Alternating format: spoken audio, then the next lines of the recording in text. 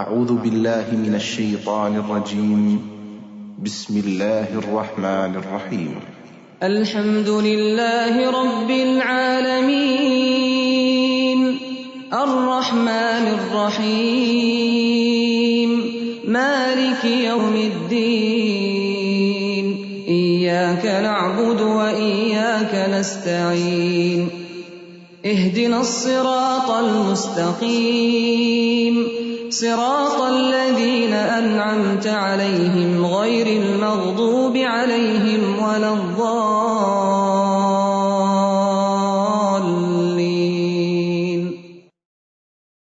السلام علیکم ورحمۃ اللہ وبرکاتہ.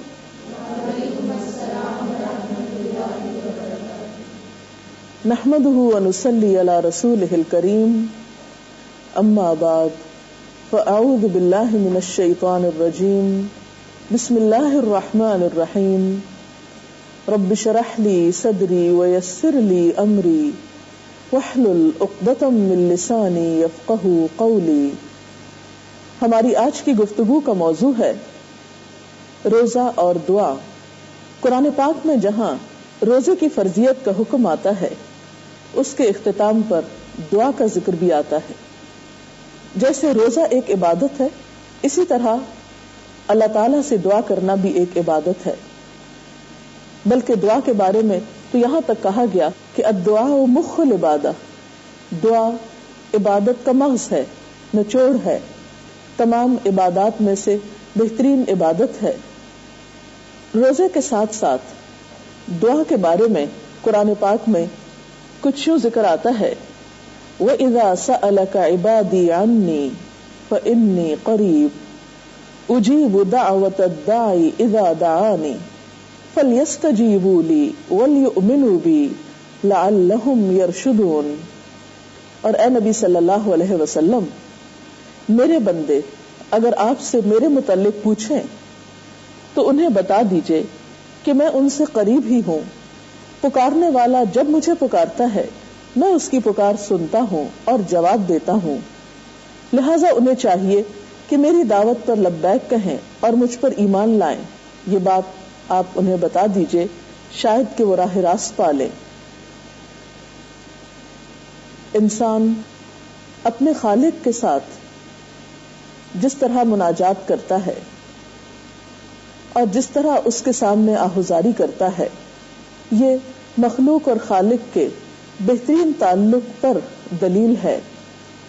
ہر انسان اپنی زندگی میں اللہ تعالیٰ کا محتاج ہے. قرآن پاک میں اللہ تعالیٰ فرماتے ہیں یا ایھا الناس انتم الفقراء الی اللہ واللہ هو الغنی الحمید.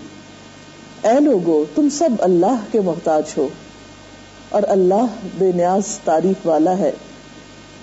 اور اس میں کوئی شک نہیں کہ ہم میں سے ہر شخص ضرورت مند ہے، خواہ کوئی فقیر ہو یا امیر ہو، بادشاہ ہو یا رعایا ہو، جوان ہو یا بوڑھا ہو، ہر شخص کسی نہ کسی طرح ضرورت مند ہے.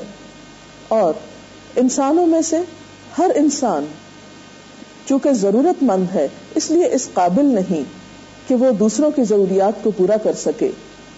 اس کے لیے ایک ایسی ہستی کی ضرورت ہے جو سب کو دینے پر قادر ہو، اور وہ اللہ رب العزت ہی کی ہستی ہو سکتی ہے جس نے ہمیں پیدا کیا اور جو تمام تر ضروریات پوری کرتا ہے. دین اسلام میں دعا کے بارے میں بہت تاکید کی گئی ہے. دعا مانگنے کی فضیلت کے بارے میں کئی ایک احادیث ہمیں ملتی ہیں. آپ صلی اللہ علیہ وسلم نے فرمایا ان الدعاء هو العبادہ، کہ دعا ہی عبادت ہے. اسی طرح ایک اور حدیث میں آتا ہے قال رسول اللہ صلی اللہ علیہ وسلم لیس شیء اکرم علی اللہ من الدعاء، کہ اللہ تعالیٰ کے نزدیک دعا سے زیادہ عظمت والا کوئی عمل نہیں. یعنی ایک شخص جب اللہ رب العزت کے آگے ہاتھ اٹھاتا ہے تو وہ موقع بندے کی عظمت کا ہے اور اللہ تعالیٰ کے نزدیک قرب کا ہے کہ دعا ایک ایسی چیز ہے جس کے اندر اتنی تاثیر ہے کہ وہ انسان کی تقدیر تک بدل دیتی ہے. آپ صلی اللہ علیہ وسلم نے فرمایا لا يرد القضاء الا الدعاء، کہ تقدیر کو کوئی چیز نہیں بدل سکتی مگر دعا ان مشکلات میں بھی انسان کو فائدہ دیتی ہے جو اس پر آ چکی ہوں، اور ان آفات میں بھی فائدہ مند ہے جو ابھی نہ آئی ہوں۔ حضرت عبداللہ بن عمر کہتے ہیں رسول اللہ صلی اللہ علیہ وسلم نے فرمایا، دعا نازل شدہ آفات اور جو ابھی نازل نہیں ہوئی سب کے لیے نفع بخش ہے، لہذا اے اللہ کے بندو دعا کیا کرو۔ اسے ترمذی نے روایت کیا، اور اللہ تعالیٰ جسے اپنی رحمت سے نوازتا ہے اسے دعا کی توفیق عطا کر دیتا ہے، یعنی یہ بھی اللہ تعالیٰ کی ایک خاص عنایت ہے کہ بندے کو دعا مانگنے کی توفیق ہو جائے۔ ایک اور حدیث میں آتا ہے کہ جس شخص کے لیے دعا کا دروازہ کھول دیا گیا، یعنی اسے دعا کی توفیق ہو گئی، اس کے لیے گویا رحمت کے دروازے کھول دیے گئے۔ اور جو چیز اللہ سے مانگی جاتی ہے ان میں سب سے زیادہ اللہ کے نزدیک پسندیدہ چیز عافیت ہے، اور عافیت کا مطلب کیا ہے کہ اے اللہ تو مجھے ہر طرح کی آفات اور مصیبتوں اور بلاؤں سے محفوظ رکھ۔ دعا کرنے والے کو اللہ تعالیٰ محروم نہیں کرتے، کسی نہ کسی شکل میں انسان کی دعا ضرور قبول ہوتی ہے، جیسا کہ اس آیت میں بھی فرمایا گیا، اجیب دعوت الداعی اذا دعانی، میں بندے کی پکار کا جواب دیتا ہوں جب بھی وہ مجھے پکارتا ہے۔ یہ الگ بات ہے کہ بعض دعائیں جلد قبول ہو جاتی ہیں، بعض کے بدلے میں آفات ٹال دی جاتی ہیں، اور بعض آخرت کے اجر کے لیے محفوظ کر دی جاتی ہیں، اور آخرت میں انسان جب اپنی دعاؤں کا اجر دیکھے گا تو تمنا کرے گا کہ کاش دنیا میں میری کوئی دعا بھی قبول نہ ہوتی۔ اسی طرح ایک اور حدیث میں آتا ہے، تمہارا رب بڑا حیا کرنے والا اور سخی ہے، جب بندہ اس کے حضور ہاتھ اٹھاتا ہے تو انہیں خالی لوٹاتے ہوئے اسے شرم آتی ہے، یعنی اللہ تعالیٰ اس بات کو پسند نہیں کرتے کہ بندہ اس سے مانگے اور وہ اسے خالی ہاتھ لوٹا دیں۔ لیکن عام طور پر جب ہمیں یہ احساس ہوتا ہے کہ ہماری دعا قبول نہیں ہوتی تو یہ ایک شیطانی وسوسہ بھی ہوتا ہے۔ ہاں، قبولیت کے نہ ہونے میں کچھ اور وجوہات ہو سکتی ہیں، مثلاً یہ کہ ہمارے دعا مانگنے کا طریقہ ہی درست نہ ہو، یا دعا مانگنے میں وہ آہوزاری نہ ہو، وہ سنجیدگی نہ ہو، وہ خشوع و خضوع نہ ہو جو مطلوب ہے۔ تو اس لیے جو شخص یہ چاہتا ہو کہ اس کی دعائیں قبول ہوں تو اسے دعا کے آداب سے بھی واقف ہونا چاہیے۔ دعا مانگنے کے آداب میں سب سے پہلا ادب یہ ہے کہ مانگنے سے پہلے اللہ سبحانہ وتعالیٰ کی تعریف کی جائے، تسبیح پڑھی جائے، مثلا سبحان اللہ و بحمدہ سبحان اللہ العظیم۔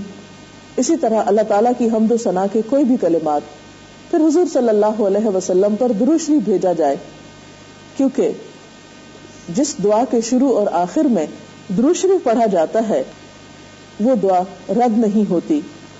پھر اسی طرح اگر ہم چاہتے ہیں کہ ہماری دعا قبول ہو تو ہمیں دعا پوری توجہ اور یکسوئی کے ساتھ کرنی چاہیے۔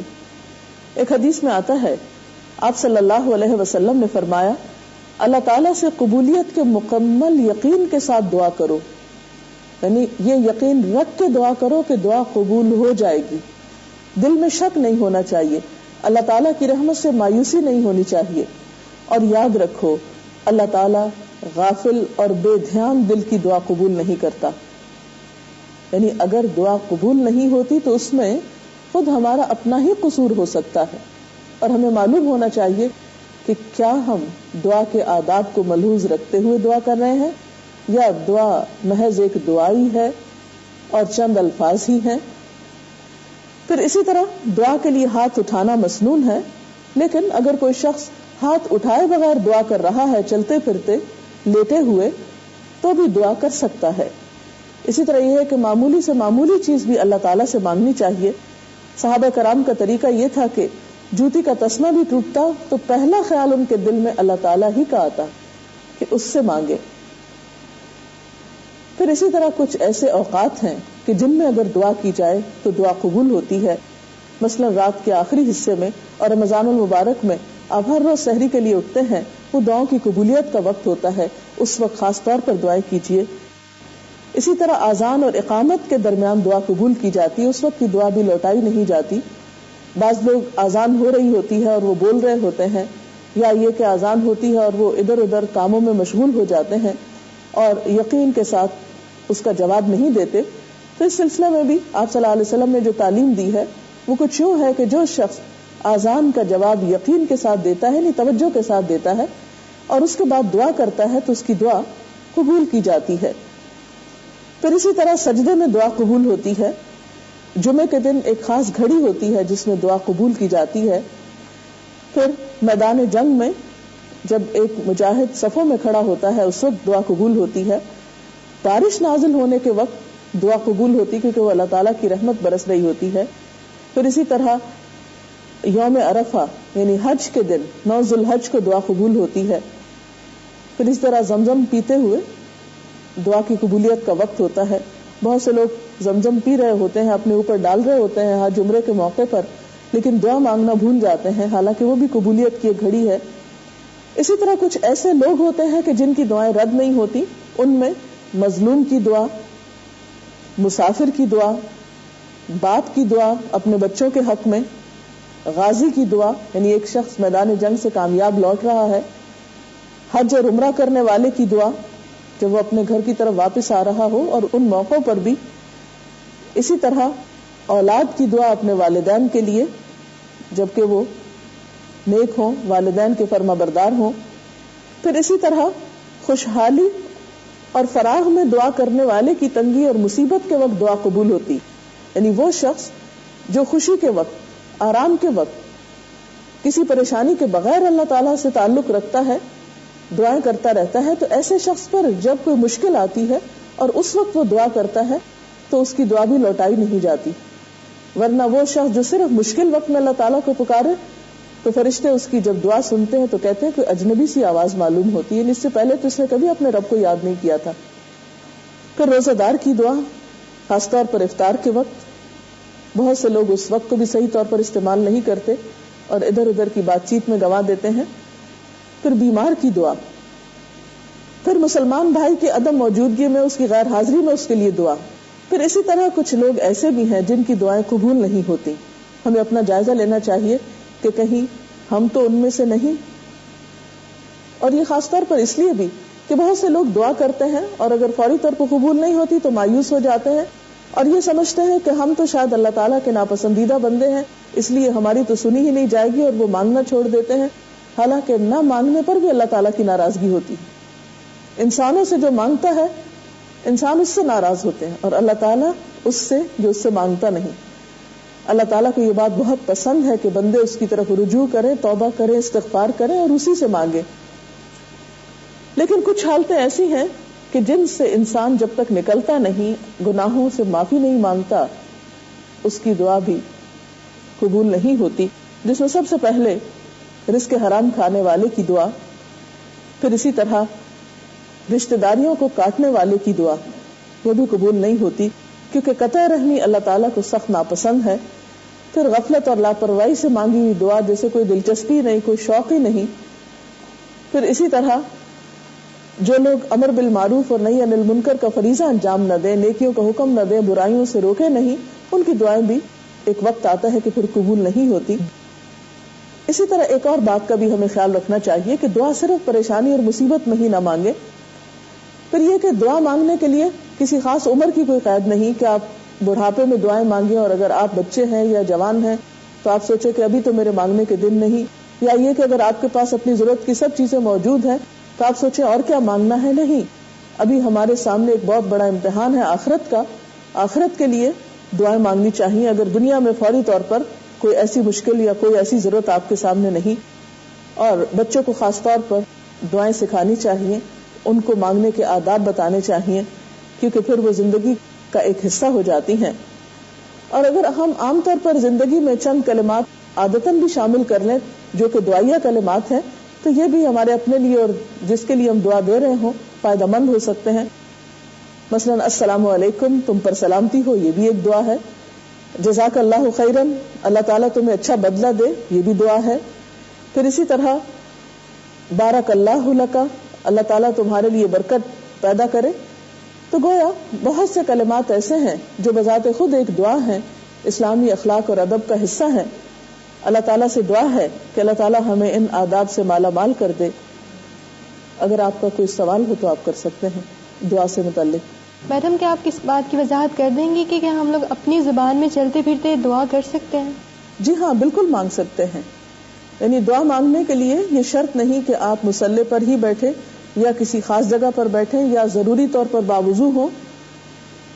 دعا دراصل اللہ تعالی کے ساتھ ایک گفتگو بھی ہے، اپنے دل کا حال سنانا بھی ہے، اور ایک تعلق کا نام ہے. دعا اللہ اور بندے کے درمیان ایک گہرا تعلق پیدا کرتی ہے. اس لیے اس کے لیے فارمل وے میں بھی مانگ سکتے ہیں آپ اور انفارمل وے میں بھی. اگر آپ دیکھیں تو صبح سویرے جاگتے ہی ہم کیا کہتے ہیں؟ الحمدللہ الذی احیانا بعد ما اماتنا والیہ النشور. یہ کیا ہے؟ یہ دعا ہے. ہم نے وہ دعا کس وقت مانگی؟ بستر سے اٹھتے ہوئے. پھر ہم ٹوائلٹ جا رہے ہیں، ہم دعا مانگ رہے ہیں. باہر نکل رہے ہیں، دعا مانگ رہے ہیں. وضو کرنے کے بعد دعا مانگ رہے ہیں. یہ سب دعائیں ہم کہاں مانگتے ہیں؟ ان کے لیے نہ تو ہاتھ اٹھاتے ہیں نہ ہی بیٹھتے ہیں. بعض اوقات ہم کھڑے ہو کر مانگ لیتے ہیں، بعض اوقات چلتے چلتے بھی مانگ لیتے ہیں. تو چلتے پھرتے بھی دعا مانگنے میں کوئی حرج نہیں ہے. اللہ تعالیٰ سے انسان کسی بھی وقت کچھ بھی مانگ سکتا. وآخر دعوانا ان الحمد للہ رب العالمین.